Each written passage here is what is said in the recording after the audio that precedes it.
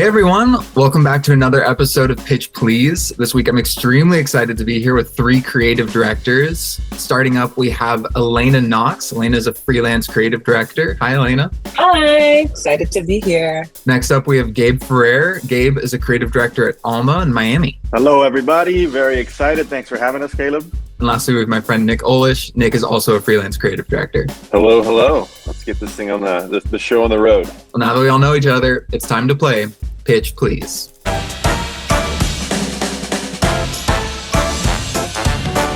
All right, this first round, we're going to start off light. I'm calling this round Keep Pushing. You guys are creative directors. You give great feedback. I'm looking for two pieces of feedback that a creative director in advertising would give to a pregnant woman.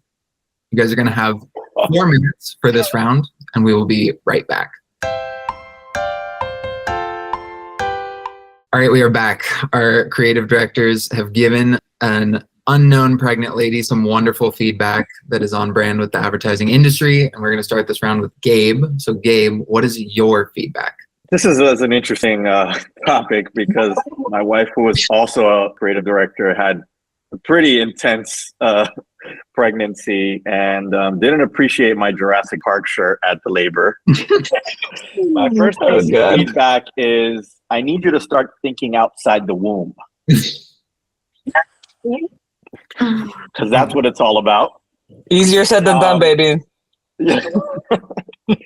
And my second piece of feedback was just thinking we don't present it next round. We just keep it to just this one. That's so funny. Yeah, that first shot did it for you. Yeah.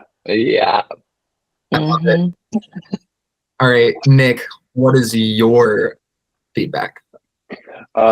So I was trying to think of just kind of like the templated sort of feedback that we've all gotten as juniors and on our way up. So I had birth it straight, then birth it great.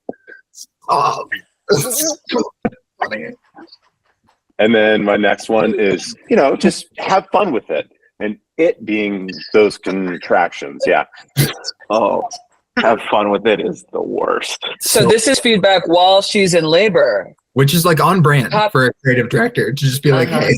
I interpreted this brief as feedback to a pregnant person who was like at work, not currently in labor, but I still have feedback so we can go. There were no rules. I kept it very broad on purpose. Yeah, okay. Curious to see where you guys are taking it, but that's a perfect segue to you, Elena. Cool. So my first piece of feedback is take a nap. Just felt like I had to come from a place of compassion given I've been through this. My second piece of feedback is you've got two brains in your body at the moment. If you can't tap into one, tap into the other.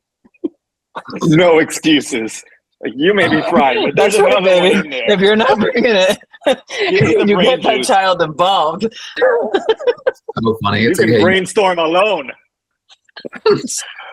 Well, advertising is like, notoriously like youth focused. So I start them young. Exactly. can they run a social account? Exactly, the right generation. So good. All right, y'all. Well, we're going to move into our next round. This round I'm calling half-baked ideas. I've listed out 4 brands. We have Jack in the Box, Netflix, Axe Body Spray, and Billabong.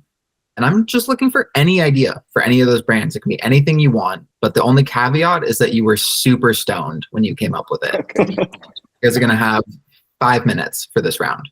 We will be right back. All right, our creative directors are back. We all smoked a blunt during the break, and we have some brilliant ideas to share with you all. So we're going to start this round with Nick. Nick, which client did you choose, and what is your idea? Oh, I actually did one for each of them. That's why it was taking me so long. Fantastic. That's exactly what Such an overachiever, this guy. Kind of like my last one best. It's called Netflix and Don't Touch Me. It's a series of films that would be seriously uncomfortable and inappropriate to get freaky to for when they don't look like their photos in real life. It's like, oh shit, like I'm just gonna throw in Hotel Rwanda, okay? Oh shit. Everyone's seen that yeah, episode of definitely Seinfeld. not a You know which mood one I'm setter. talking about. Oh my No. Oh man, That is No. the best Nick Olish answer. So on Yeah. brand. I love it. Yeah. so good. Yeah. I was having a Mhm. hard time, and then that one came to me. I was like, okay, that's fucked up. I like it. Beautiful. We're gonna move on to Elena. Elena, what are your half-baked ideas? My first one is Netflix. And so here's the idea. So Netflix pretty much focuses on the net part of their brand with the whole streaming thing. But what about the lick part, as in licks? It seems like the natural evolution of the bazillion cooking shows you've got on there. So what if you could watch Netflix and like lick your TV and taste what's on there?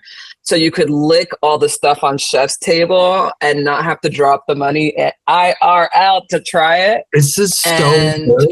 And it's so you nailed the like I wanted to follow the stoner brain of like Yeah, and lick enough. yeah. Lick my Yeah. teeth. That's yeah. It definitely Yeah. seems like stonery, but also something that like somebody might actually do while on acid, perhaps in Joshua Tree. You know, No comments. Yeah. Yeah. It's actually also just brilliant. If you could just like, lick your TV and taste. Yeah. Like honestly, we're probably 5 years away from that activation. I know. Honestly, it's easy to answer briefs that you have anecdotal evidence for. You know what I'm saying?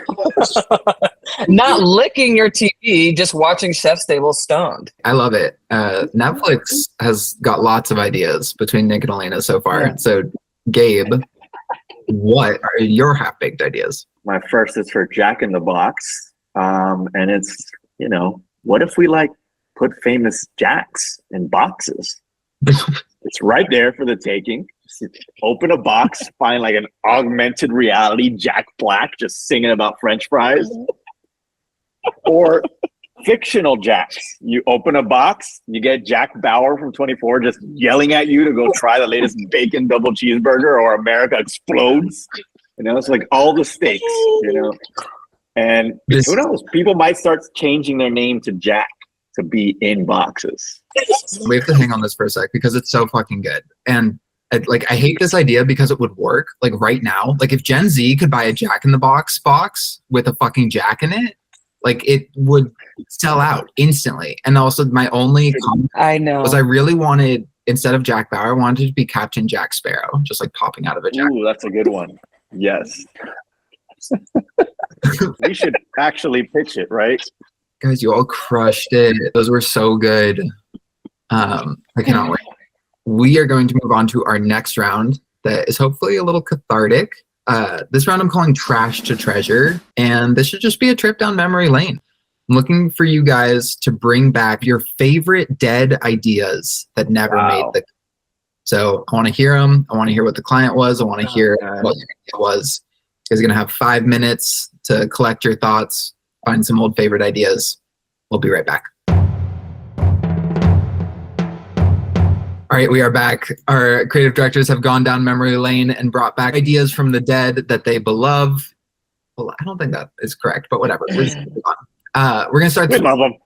Yeah, it's okay. I'm a writer. I know words. We're gonna start this round with Gabe. So Gabe, what are your ideas? The first one is called Budscaping. This was for Bud Light like 10 years ago. There was a really bad drought in California that was ruining people's lawns. They were just turning them into dirt patches.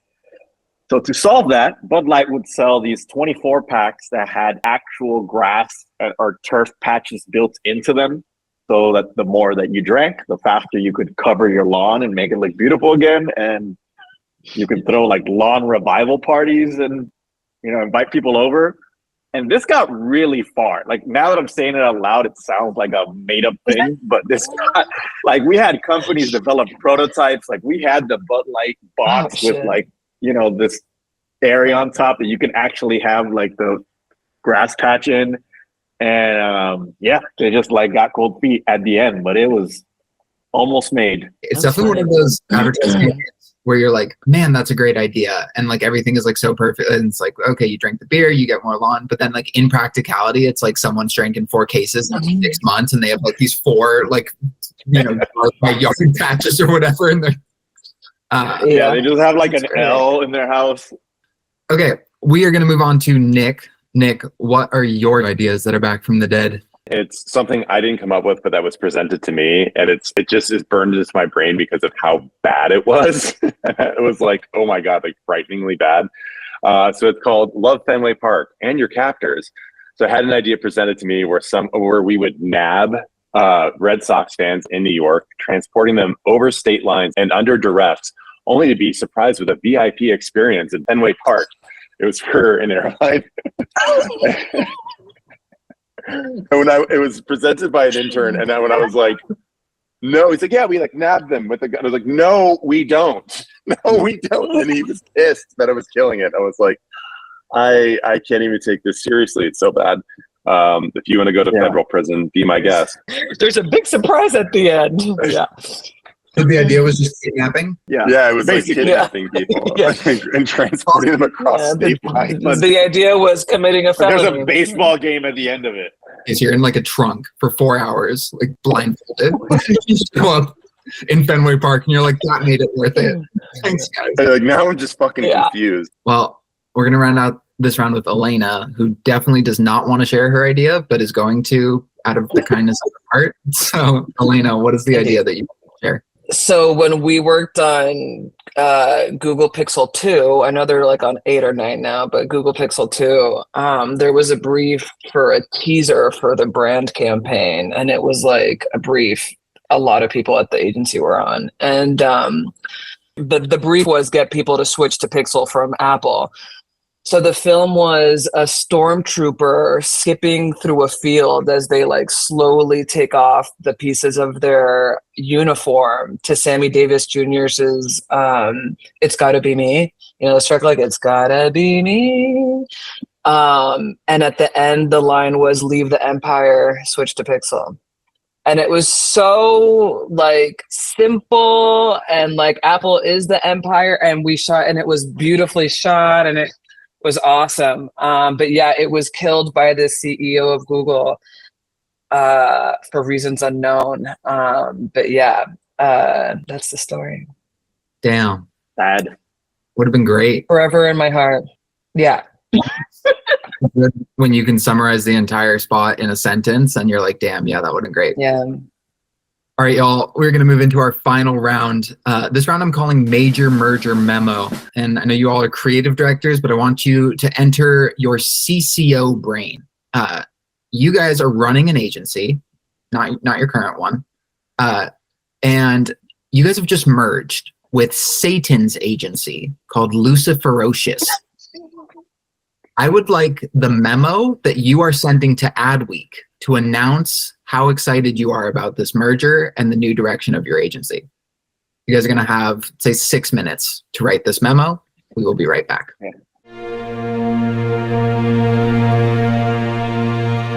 All right, we are back. Our creative directors have put on their CCO hats, and we now have 3 memos about our Satan agency merger to run through. So we're going to start this round with Nick.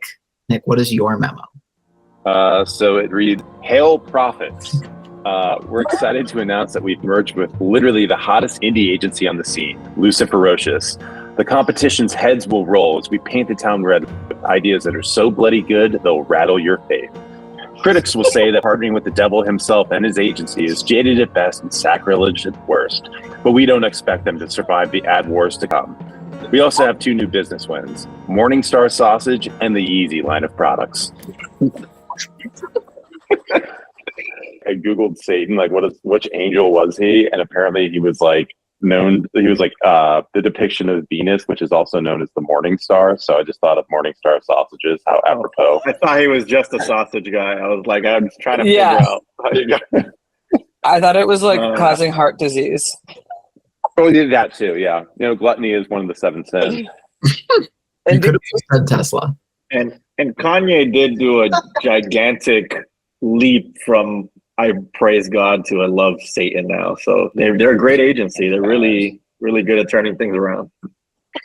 I laughed at the agency is jaded at best and sacrilege at worst. Yeah. We're going to move on to Elena. Elena, let's hear your memo. All right, here we go. In an industry where mergers are necessary in order to keep up with the fast-changing technology and growing demands from clients, we are pleased to announce the merger of OKF, Olish, Knox, Ferrer, with Luciferus, the creative entity founded and run by DJ Satan. Luciferus is known for iconic campaigns for brands such as BP, McDonald's, Weight Watchers, Spanx, the entire fashion industry, and Campbell's, the mushroom soup. We look forward to the future this partnership will bring, especially in attracting the elusive Gen Z generation with cunning creative that changes hearts and minds. Satan says it'll be business as usual. Now we just have broader reach. Perfect.